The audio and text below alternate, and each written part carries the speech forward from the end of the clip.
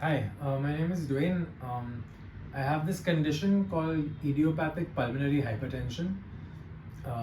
It's basically where the doctors don't know why I have this sort of condition. There's nothing to prove as to why I have it. So there's no medical backup in the sense the tests and all don't prove anything, which is why it's called idiopathic. But what it is that it's the pulmonary heart, the artery has like a problem, and it's sort of there's back pressure to the other organs and stuff. But it just the symptoms are shortness of breath and ascites, which forms in the abdomen. And that's what it is. Initially, how did you make out that you have this problem? So it all started off with high blood pressure, and after 2 years of being diagnosed with high blood pressure, I went back for another echo, and the doctor said that there's something wrong because the ECG showed that it was off.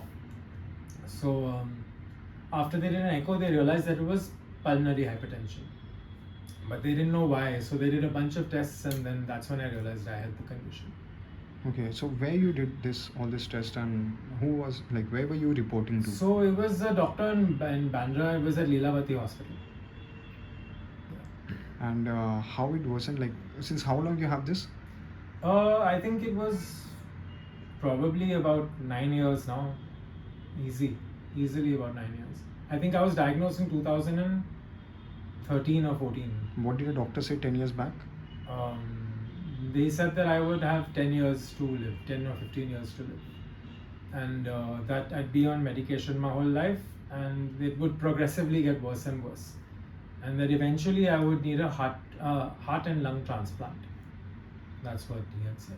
And if you could enlighten us with the journey of 10 years, how it deteriorated, how you were, and so it was rough in the beginning because in the beginning actually it didn't affect me so much because I was still sort of young, and I would still do the things that I would do normally because I didn't think much of it.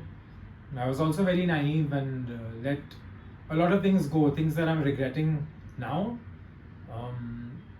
I wish that I was a little more sort of attuned to what my condition was and how bad it would get, because at some point, maybe in the last 1 year or so, up until a month, 2 months ago, it was pretty bad. Like I feel like it deteriorated a lot in the sense that my breathing was very labored. My abdominal fluid in my abdomen got very huge. I had about 20 kilos of ascitic fluid at one point, and it got really bad. I started losing a lot of muscle weight and mass. So I went from a healthy 85 to 90 kilos to about 70 kilos, and out of those 70 kilos, 20 kilos was ascitic fluid. So when I finally got it tapped, I got it tapped twice in the course of these last few years. It's where they stick a needle in and they drain the fluid through a tube. And once they did that, they took out about 15 to 20 liters of fluid. And after all that was done, I was about 55 kilos, which basically I was a skeleton. And up until recently, those are the problems that keep happening. Maybe 3 years ago, that's when it first started, and every year I feel like there's a point in time where I go back to the same thing. It's like a little cycle that happens. And when do you got to, when you felt that things are changing now to tremendous level, or maybe I need to put more efforts, energy, or something, I need some solution, I need to take care of myself? So it actually all started, over the last maybe 3 years. I saw a homeopath that helped me sort of release a lot of tension that was inside, which eventually led me to a lot of other things like pranayama and you. So because if it wasn't for you, today I would not be as healthy as I am right now, in the sense that maybe about a month ago I still had abdominal fluid and ascitic fluid in my abdomen. Even after draining it twice before? After draining it twice, it keeps coming back, because the thing is, the problem is not the collection of the fluid, it's my heart and the lungs. Basically, it's the pulmonary artery that pumps back into the liver, the liver cannot function properly anymore. So it starts excreting fluid, which is what filled up in very layman's terms, that is, I mean, I'm just a normal person, so I can't explain it to you medically, but that's exactly what happens. The pressure goes back to the liver, which is actually supposed to be the other way around, and that's what caused the ascitic fluid. But over the last month, it has not returned. I have not felt at one point in time where, and there are a few tests that I do to sort of figure out whether the ascites is back or not, and it has not been back, touch wood, since then, and I feel a lot better. I've been breathing, I've been more active, I'm lifting a lot more weight than I used to before. I recover much faster. I sleep a lot better. One of the main things is sleep. For me, I would not be able to sleep for more than 4 hours every day. I would go to sleep at about 3 o'clock in the morning, 2 or 3. I would fall asleep out of exhaustion, and I would wake up like clockwork at 7 or 8. So my sleep pattern was completely off. Because of that, I would land up eating food at about, sometimes snack at 12 o'clock in the night or 1 o'clock in the morning, because I was hungry through the day, But ever since I've started, I've been sleeping before 11 o'clock. There are days where I'm tired and I fall asleep at 9:30 or 10. I wake up in the morning at 7, which means I get about 8 hours of undisturbed sleep. I've had cramping issues in my feet. That has been solved also, in the sense that I don't get as many cramps as I used to before, which means I don't wake up in the middle of the night in pain. There are times when I don't realize that how much water I should be drinking and things like that. I guess the balance has sort of been a lot better in myself right now than it was before. So automatically I'm feeling, maybe I would say, from the time I've started up until now, I'm feeling maybe 90%, 90 to 100% better than I was before. For me, it's a huge thing to be able to sit here and like feel the way I'm feeling right now. A lot of things have changed for me in my life in this 1 month, for sure. And about the part that the patches that you had on your feet and the. Yeah, I feel like they have become a lot lighter than they were. I don't know what the problem is, why. I mean, some people say that it's a dermatological problem, but some people say that it's a liver thing. But I have felt that the color in my feet is back. I'm also the thing is, I feel like there's more circulation in my body than there was before, because if there was no oxygen or any blood going down to my feet, I would be cramping a lot more. I feel like that has also helped in a large extent. And I have put on weight. I put on about 3 kilos in this last month, which is not water weight, it's muscle. And the water that you had has gone, like it's back to the circulation without draining it externally. Without draining it externally, yeah. Can you say something about it? Yeah, I mean, for that to happen is a big thing, because that is one of the cruxes of my sort of condition.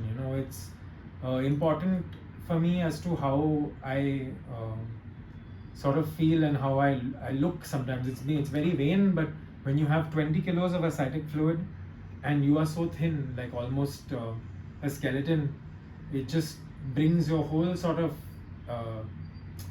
the way you look at yourself becomes very small. Like you don't want to look at yourself in the mirror, or you don't want people to see you wearing to see you in person. So I would wear like big hoodies and stuff to sort of cover the way I was looking, because it's not easy to be so thin and have a big stomach.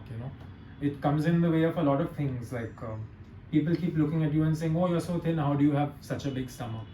And then I have to explain the whole thing. But I don't feel like that anymore. Now I'm so bindas, in the sense that it's gone like if you look at my abdomen right now, there's nothing.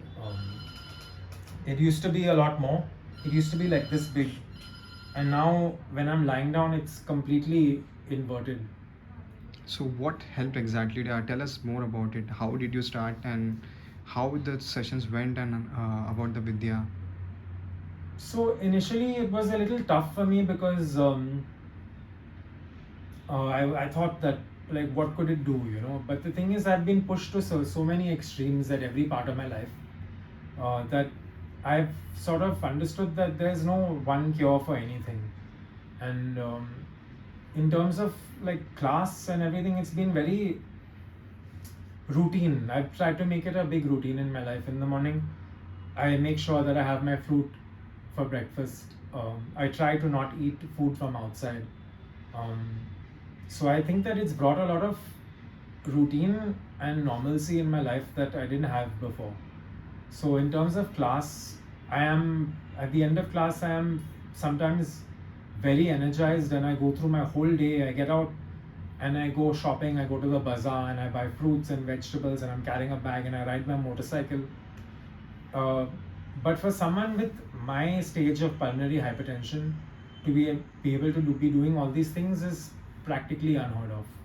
Like I know people that have the same condition as me and are walking around with a can of oxygen and like it's I don't even look at that group anymore because it doesn't pertain to me anymore, in the sense I don't feel like those people anymore. So I just feel like a normal person right now. There are a couple of limitations, like I cannot climb a slope or a height as fast as everybody else, but I take my time, but I can still do it now. And how you're able to do it? I because I recover faster, in the sense my breathing is a lot better, right? So my breathing is regulated, and when I do take deep breaths, it sort of settles like my heartbeat a lot, in the sense it calms me down. Because of what? Because of pranayam and because of class. End it by yourself. Okay, so thanks for tuning in. And yeah, it's great. It's been Rahul sir has been an amazing sort of inspiration. He's young and he's extremely like good at what he does, and he's helped me out immensely. So if you are considering it, don't think about it. Just like go for it, I guess. I mean, it's helped me, and I'm someone that people told that the doctors told me that I wouldn't have more than, actually recently about 2 months ago, my doctor told me that I'd have to get like an IV sort of drug. It's something that stays on your body at all times with a needle syringe that keeps pumping drugs into your body to sort of ease out the pressure and stuff. Something that I never ever wanted to do. I don't want to get a lung transplant. I don't want to have any of these things because I want to be able to enjoy my life. I want to be able to swim, get wet in the rain, like ride my motorcycle and do all these things, and I don't want to be restricted with these things. And I feel like pranayam for me and this class in this 1 month has been a very big step, and yeah, I'm gonna continue because I feel like it is helping a lot. So yeah, thank you. Thank you.